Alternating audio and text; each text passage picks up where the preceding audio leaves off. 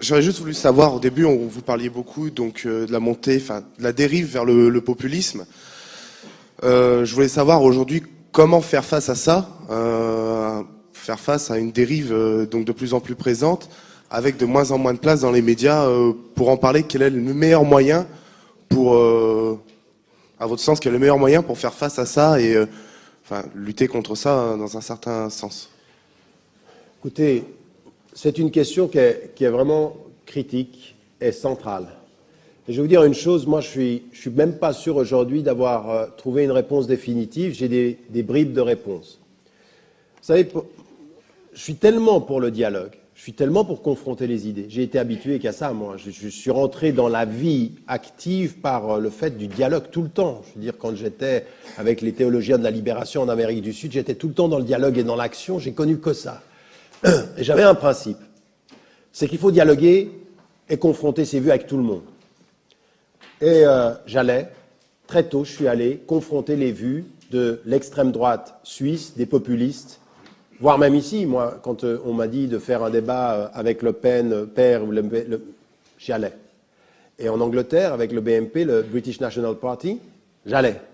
Puis à un moment donné, j'ai été interpellé par des gens qui sont dans l'opposition et qui m'ont dit c'est une erreur stratégique que de discuter avec ces gens, parce que toi, tu es dans le rationnel et eux, ils sont dans l'émotionnel. Ils sont dans la politique émotionnelle. Et en fait, à un moment donné, j'étais confronté au porte-parole de l'UDC en Suisse, dans un débat, et ses arguments étaient faibles. J'étais même pas bon, il n'était pas bon, lui. Et en même temps, le fait qu'il soit si mauvais par rapport à moi a fait que dans l'image, je suis paru plus dangereux que lui. Donc, le fait que je gagne par le débat m'a fait perdre par le politique. Et après, j'ai réfléchi, j'ai dit, mais est-ce qu'il faut confronter les vues avec tout le monde? Est-ce qu'il faut débattre avec tout le monde? Est-ce qu'il faut donner une tribune à tout le monde sur la question des minarets, par exemple? Tous les partis suisses étaient opposés aux minarets, au référendum sur les minarets, à part ce parti-là. Et on était tous ensemble, et tout le monde était contre ceci, mais j'entendais les autres qui étaient frileux par rapport à l'UDC qui disait l'islam est un danger, la charia qui va s'imposer en Suisse, ils vont nous coloniser, et eux qui disaient on est contre le référendum, mais ça ne veut pas dire qu'on va se taire sur la question des femmes, sur la question... Et le public entend ça, et il est finalement d'accord avec les populistes. Parce que c'est ce que j'ai appelé dans un texte je l'ai publié sur mon site, ça s'appelle la seconde proposition. C'est-à-dire, vous dites, on est contre le référendum dans la première proposition, mais on ne va pas se taire sur la question des femmes en islam. La seconde proposition a annulé la première proposition. Et ça m'amène à dire aujourd'hui, en termes de débat politique, je n'ai pas de réponse. Je pense aujourd'hui que j'ai évolué sur cette question-là, qu'il ne faut pas prêter de tribune à des personnes où, quand vous êtes dans le rationnel, ils vont gagner par l'émotionnel. Ça me pose un problème.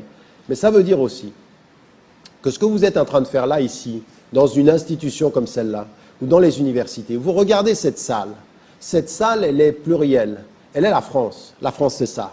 La France, c'est ces couleurs-là. Qu'à un moment donné, que nous tous ici, nous comprenions comme citoyens. C'est ce que j'ai essayé de traduire dans un autre livre. Dans un autre livre qui s'appelle L'autre en nous pour une philosophie du pluralisme. C'est-à-dire de venir avec nos valeurs communes et de se dire quel est le danger aujourd'hui. Le danger, ce n'est pas l'islam en France. Le danger, ce n'est pas le religieux en France. Le danger aujourd'hui, c'est le populisme. C'est la politique émotionnelle, la politique de la peur, la politique de la victime. C'est ça le danger. C'est des gens qui vous font croire que c'est l'étranger qui vous prend votre travail. C'est des gens qui vont pas d'immigration, qui veulent aujourd'hui contre l'immigration clandestine, mais qui acceptent l'exploitation. C'est pas ça. C'est ça qu'il faut. Alors aujourd'hui, ce que j'aimerais, c'est que des étudiants portent sur le débat au niveau étudiant un vrai débat critique. Que dans la société, on se réconcilie avec la complexité, qu'on se réconcilie avec un sens de la lecture. Vous savez, je pense qu'il faut que nous réconcilions avec 4 disciplines à enseigner. L'histoire, parce que de très très très mauvaises tendances du passé sont en train de revenir. Le racisme et la discrimination, les choses qu'on a entendues dans les années 30 et 40 reviennent.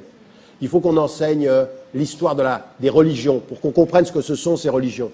Il faut qu'on enseigne la philosophie, les vraies questions de sens. Et puis qu'on enseigne l'art, l'esthétique et la créativité. Moi, je suis pour qu'on se réconcilie avec ça. Mais à long terme, ça va être difficile. Ça c'est que des stratégies à long terme. Sur le court terme, il faut des alliances de citoyens qui ont compris que l'ennemi, c'est le populisme, que c'est celui qui va utiliser nos peurs, pas nos têtes, et qu'il faut qu'on réagisse à nos instincts par notre intelligence, une intelligence critique. Un truc comme ça, quoi, de savoir que ces débats-là qu'on nous impose, mais qu'est-ce que c'est que ça? L'atmosphère en France, elle est devenue... Mais c'est vraiment... À un moment donné, vous dites, mais quelle est cette atmosphère qui s'est en train de s'installer en France? Les débats, c'est indigeste, les débats qu'on a. Les talk-shows que vous avez, les débats que l'on a sur l'identité nationale, c'est quoi? De quoi on parle? Qu'est-ce qu'on veut pour la France? Quel est le discours politique des prochaines élections? Ils sont déjà en train de parler des prochaines élections et on est à coup de slogans, on est à coup de mauvais débats politiques. Eh bien, il faut se réconcilier avec la politique. On veut des jeunes et des moins jeunes qui se réconcilient avec la complexité du politique.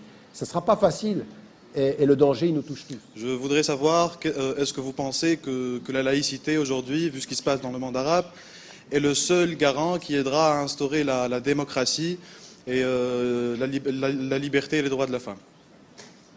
Merci.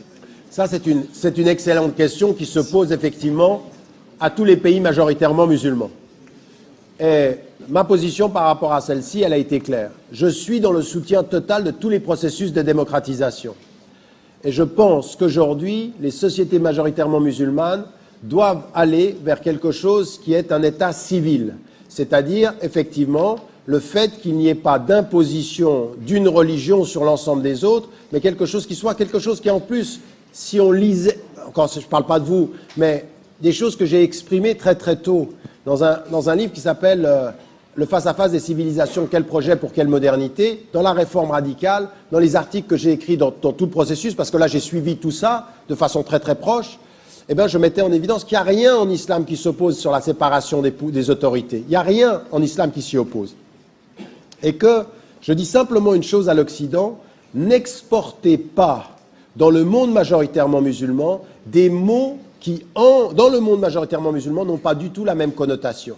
Raison pour laquelle je vous parle d'état civil qui distingue les autorités de façon claire, sans opposition de la religion, ce qu'on appelle el dawla et el madaniya en arabe. Ça, pour moi, j'ai aucun problème. Et dans le débat critique que j'ai, même avec des courants qui sont historiquement plus liés à l'islam politique, je leur dis, ça, c'est important parce qu'il y a 5 principes sur lesquels il ne faut pas que l'on transige.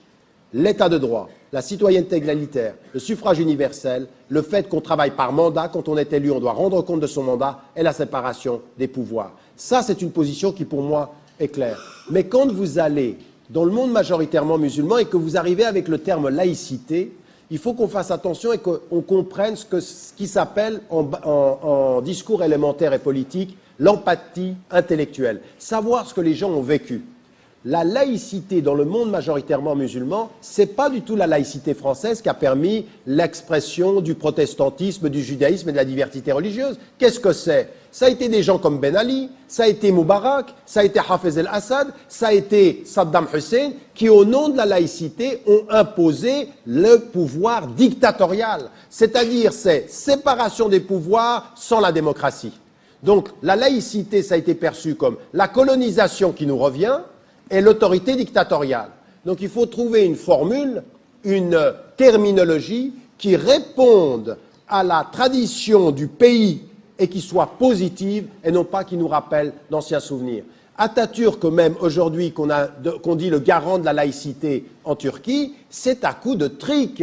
Il mettait les gens en prison, il torturait les gens. On le sait aujourd'hui, l'histoire nous le dit, ce que ça a été l'imposition. C'est pas de cette laïcité-là. Raison pour laquelle, quand j'ai eu... Là, on a fait un débat avec Abdelwahab Medeb dans Le Monde qui va paraître sur ces questions-là, mais on l'avait eu à la télévision, et je lui ai dit, Monsieur Medeb, je vous en voudrais toujours d'avoir, au nom de la laïcité, accepté de soutenir Ben Ali, qui était un dictateur, et que vous ne l'ayez jamais dénoncé. Vous ne pouvez pas, au nom de la laïcité, supporter la dictature. La laïcité, c'est la séparation des autorités et la démocratisation sociale. Donc c'est pour ça que ma position sur votre question, voyez comment c'est encore plus cohérent que cette position que j'ai ici, et je l'applique de façon extrêmement claire pour les sociétés majoritairement musulmanes. Ça n'est pas pour moi de dire que la religion n'a aucun rôle, mais elle n'a pas le rôle de l'imposition de la norme et du dogme sur la conscience des gens. Vous ne pouvez pas faire ça. Vous laissez les gens être libres. Raison pour laquelle, quand on m'a parlé du foulard, par exemple, ma position, je me promène partout dans le monde et on l'a refusé. Quand on est venu me dire, vous êtes un soutien de l'Iran, qui, en Europe, dès 1979, puis dès 1989, a dit au gouvernement iranien, imposer le foulard à toutes les femmes, ça n'est pas islamique. Qui a dit la fatwa contre Salman Rushdie, c'est une fatwa inacceptable? Je l'ai toujours dit, ce qui fait que je ne suis jamais allé dans le pays pour me voir aujourd'hui en France accusé de soutien et d'avoir condamné en même temps ce qui s'est passé après les élections. Ce que j'aimerais vous dire, c'est que cette position, pour moi, il faut qu'elle soit extrêmement claire. C'est pour ça que votre question sur ce qui se passe là-bas a un lien direct sur ce qui se passe ici. C'est-à-dire toujours la même attitude. Et quand je parle du foulard, je dis, il est interdit dans une société majoritairement musulmane, au nom de la religion, d'imposer à toutes les femmes de porter le foulard. Ça veut dire que c'est pourquoi j'ai critiqué l'Iran et que je ne peux pas rentrer en Arabie Saoudite. Pour moi, ça ne se défend pas. Ça ne se défend pas de l'imposer. Mais je pense aussi que la France devrait entendre aussi qu'on ne peut pas, au nom des droits de l'homme, imposer aux personnes de l'enlever. Laissez les gens à leur liberté. Je voudrais savoir, qu'est-ce que vous pensez de le port de la burqa en lui-même? Est-ce que c'est vraiment l'islam, quand on dit que la femme doit porter le hijab et elle doit être, on va dire, mestoura, je ne sais pas comment on dit ça en français. Et est-ce que, pour vous, c'est la bonne vision du hijab, la burqa? Faut vous rendre compte d'une chose. Moi, je vis à Londres. Avant de venir ici à Paris ou en France, on a eu une discussion sur la question de la burqa pour une enseignante. La femme de Tony Blair, qui est avocate, Cherie Blair, a décidé de prendre position en faveur de la jeune fille pour qu'elle puisse enseigner avec la burqa. Et on m'a posé la question, et donc tous les musulmans étaient contents. On m'a posé la question, et j'ai dit en Angleterre que pour moi, la burqa n'était pas islamique, et que je pense que ce n'était pas une bonne solution que de la porter. J'ai pris une position contre l'avis de la majorité des musulmans anglais qui soutenaient cette position-là. J'ai dit, je ne crois pas que ce soit une bonne solution, et je pense de ce point de vue-là qu'il faut faire un travail éducatif. Quand je suis venu en France, et que 4 ans plus tard a commencé cette affaire-là de la burqa, qui a été lancée sur une centaine de personnes, ma position n'a pas changé. La burqa, à mon sens, n'est pas une prescription musulmane, elle n'est pas ce qui est demandé à une femme qui veut suivre les prescriptions musulmanes. Mais la question que j'ai par rapport à la France n'est pas celle-ci. La question, c'est quelle stratégie faut-il mettre en place pour faire évoluer les choses? Alors qu'une femme vienne vers moi et me dise, de mon plein gré, je pense que c'est islamique. Je ne vais pas lui dire, je ne vais pas la bannir. Je lui dis, je pense que tu as tort. Je vais débattre de ma compréhension de l'islam avec elle. Mais je pense que cette idée qu'on résout les problèmes à coup de loi, à coup de vous ne pouvez pas marcher dans la rue, vous ne pouvez pas conduire, on arrête une femme. On a créé une atmosphère en France où on a arrêté une femme parce que soi-disant elle avait une mauvaise visibilité, puis que finalement elle a eu raison, elle a gagné dans son procès. La question qui se pose, c'est que la majorité des musulmans et des institutions musulmanes de France ont votre position. C'est-à-dire que ça n'est pas une prescription musulmane. Mais toute la question n'était pas celle-ci. On peut dire, on ne pense pas que c'est une prescription musulmane ou une obligation, mais interdire la burqa comme ça a été fait, ça n'est pas la bonne solution parce que ça ne résoudra pas le problème. Beaucoup des femmes vont rester à la maison, et puis comme je l'ai répété tout le temps, moi ça me fait sourire, oui, de voir notre hypocrisie au quotidien. Où on dit par exemple, on ne veut pas de burqa, mais quand la femme d'un prince de pétromonarchie va venir et qu'on ne veut pas la voir dans la rue, on va faire comment? On va dire au prince, vous venez pas? On va faire une exception, parce qu'il a l'argent qui nous fera faire l'exception. Aujourd'hui, on dit aux gens, vous ne travaillez pas pendant la nuit. Il y a des princesses qui viennent des pétromonarchies qui font ouvrir des magasins pendant la nuit en France. On le fait, ils ont l'argent pour payer.